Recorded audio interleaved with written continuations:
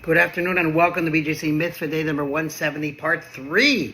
Using Sefer HaChinuch, a Mitzvah Day keeps your soul in its way. And I want to ask each and every one of you who watches.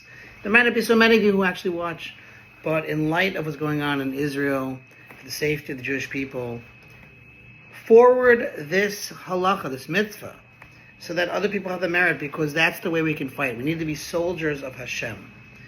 By being loyal to Hashem, that's how He will save us. When He sees that His children are loyal to Him, and we're soldiers, we're loyal servants. So one way we can do that is to say, hey, you know what? I'm going to make a small effort. I learned this mitzvah day. I'm going to pass it to one friend. Can you imagine? Maybe two friends. Tell them to just watch this a couple minutes, even if they don't understand what's going on, because it should be a merit for the Jewish people, the safety, and for the destruction of the evil regime, Iran, and all our enemies around the world. I feel it coming soon. Mashiach is around the corner. See it, good versus bad, and the good will prevail. Okay, we are continuing with the mitzvah entitled The Prohibition to Shave the Hair of a Nesek Affliction. When a person develops a Nesek and shows it to a Kohen, if the Nesek does not present with two golden hairs, in which case he would be declared tameh immediately, impure, he is confined for 7 days. When the Kohen returns, if he finds that two golden hairs have grown in the Nesek, or that the Nesek has spread, he declares the person tameh, impure.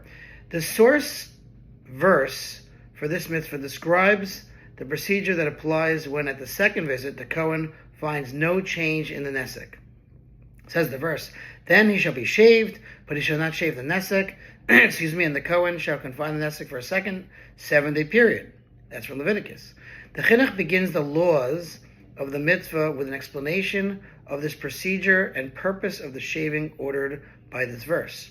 Among the laws of the mitzvah is that which the sages of blessed memory said in the Goyim. How is the Nesek shaved?